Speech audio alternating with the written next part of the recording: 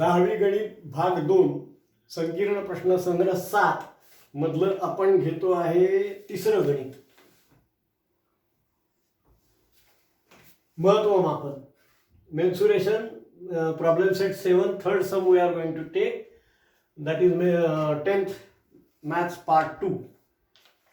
एक प्लास्टिकची गोळी 1 सेंटीमीटर त्रिज्येची आहे. अशा कितीतरी गोळ्या आहेत आणि त्या गोळ्या वितळवून ही एक ट्यूब तयार केली. काय तयार केली? एक नळी तयार केली आणि त्याची जाडी 2 सेंटीमीटर आहे. ती मी दाखवली बघा, जाडी 2 सेंटीमीटर इकडे काढलेली आहे. 90 सेंटीमीटर त्याची लांबी आहे त्या ट्यूबची आणि बाहेरची त्रिज्या 30 सेंटीमीटर आहे. म्हणजेच आतली किती आहे? 2 सेंटीमीटर जाडी वजा करून 28 बाहेरची 30 बाहेरची असेल तर 28 आतली त्रिज्या आहे. बरोबर आहे. आता या किती गोळ्या घेतल्या असतील असा प्रश्न. म्हणजेच काय करावं लागेल आपल्याला, या ही जी नळी आहे हिच्यासाठी किती प्लास्टिक वापरलं गेलं ते घनफळ काढावं लागेल. बरोबर. आणि ते घनफळ या घनफळाबरोबर आपल्याला मांडून त्याला एन नी गुणावं लागेल. ही एनच विचारलेली आहे. किती गोळ्या, या प्लास्टिकच्या गोळ्या किती घेतल्या आणि ही ट्यूब तयार केली असा प्रश्न आहे. See the question is they have 1 centimeter plastic small balls and they have made a cylindrical thing out of it using how many these small balls they have made it. That is the question. The radius, outer radius of that tube is 30 centimeter, length is 90 centimeter and the thickness of the tube is 2 centimeter. So we have to find the or formulate the volume of this and we should equate it to the volume of n number of these plastic balls. आपल्याला याचं सूत्र लिहायचं, याचं सूत्र लिहायचं आणि त्याला n नी गुणायचं. n हा प्लास्टिकच्या गोळ्यांची संख्या.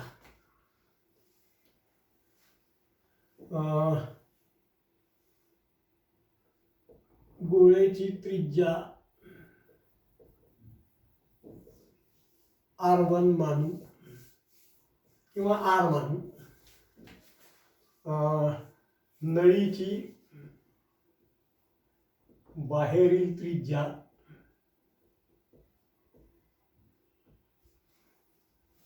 R1 मानू. म्हणून नळीची आतील त्रिज्या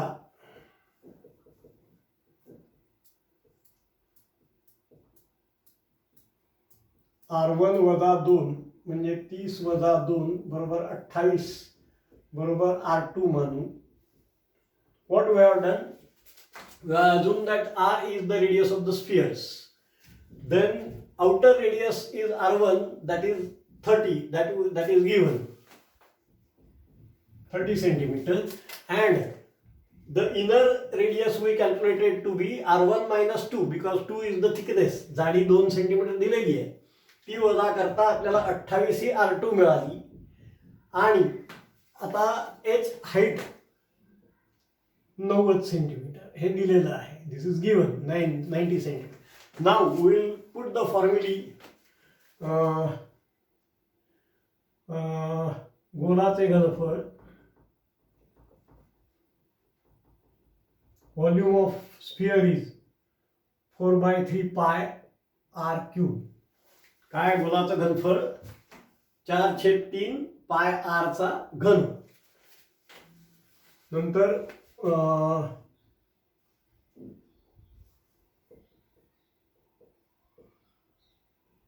वृत्तचितीचे घनफळ बरोबर पाय R1 h वजा पाय R2 वर्ग h. हे का केलं? ही भरीव नळी असेल तर हे घनफळ, पण पोकळ नळी असल्यामुळे आतला भाग त्यातनं वजा करून टाकायचा आहे. म्हणून हे सूत्र असं लिहिलेलं आहे. हा भरीव नळ, बाहेर ही नळी भरीव आहे असे कल्पना केली तर ह्या सूत्राने त्याची पूर्ण किंमत मिळेल. नंतर त्यातनं आपल्याला पोकळ भाग काढून टाकायचा आहे म्हणून तो वजा लिहून त्या पोकळ भागाचं सूत्र लिहिलं आहे. आणि ह्याच्याशी आपल्याला नातं तयार करायचं आहे. What we have to do is what is done here, if that would have been a solid, pi r1 square h would have been the formula for, but as it is hollow, the hollow part is to be subtracted from the total volume of, that is what we have done here. We have subtracted that volume and then we get the actual tube volume of that tube, and with that we have to equate with this volume of the sphere into n. n गोळ्या वापरल्या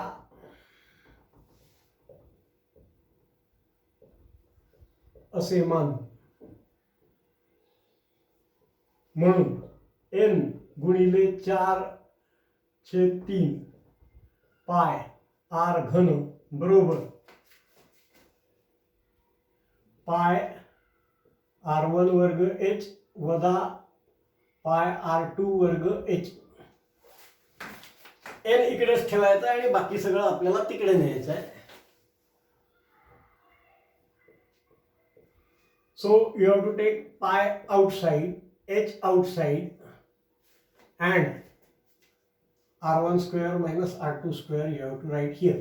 काय केलं, पाय h common काढला, सामान्य काढला बाहेर, आणि r1 वर्ग r2 वर्ग कंसात ठेवले. इथे काहीच केलं नाही. इथे आपण n 4/3 पाय r घन लिहून टाकला. आता पाय गेले. आता किमती घालू, किमती ठेवू.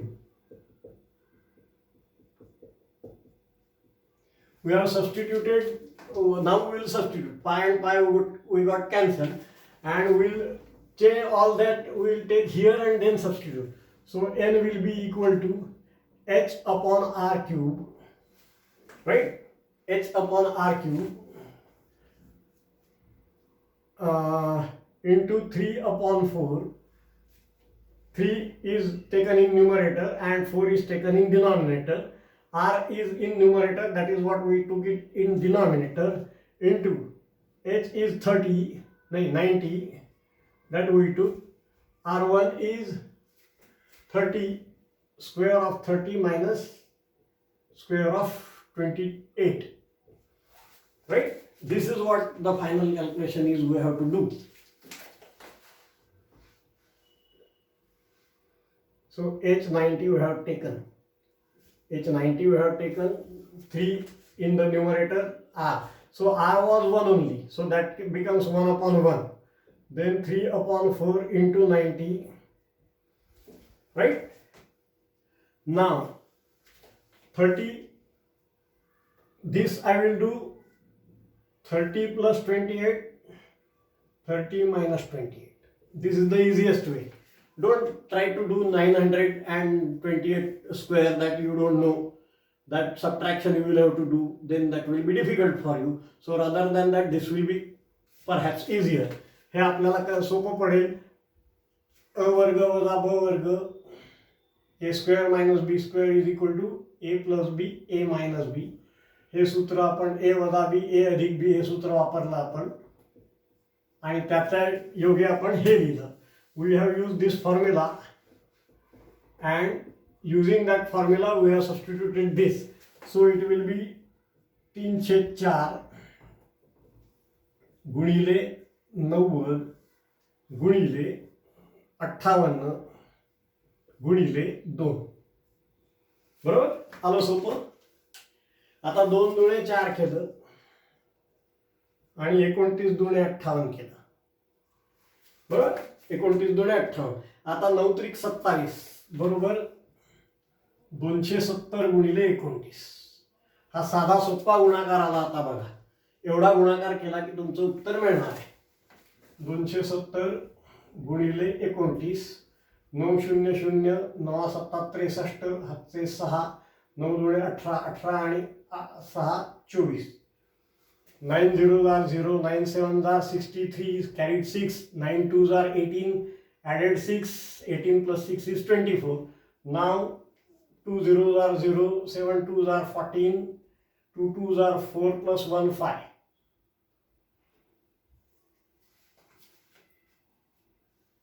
So 3 8 आणि 7. म्हणजे 7830 गोळ्या. 7830 spheres were used.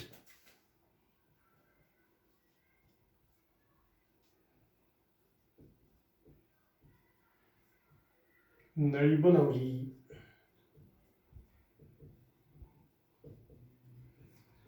C how easy I have made the calculations. मी किती सोपी करत गेलो बघा. हे इथे वर्ग करत बसलो नाही, कारण हे वर्ग करणार म्हणजे तुम्हाला 28 गुणिले 28 करायचं, 30 गुणिले 30 900 ते येतं तुम्हाला. त्यातल्यात वजाबाकीमध्ये चुका होऊ शकतात, त्यामुळे वजाबाकी टाळली मी. मोठ्या वजाबाक्यामध्ये चुका होऊ शकतात, त्यामुळे ती टाळली. इकडे मी काय केलं, 30 अधिक 28 आणि 30 वजा 28 केले. ह्यामुळे काय झालं की हे 2च आले थेट आणि हे 58 आले.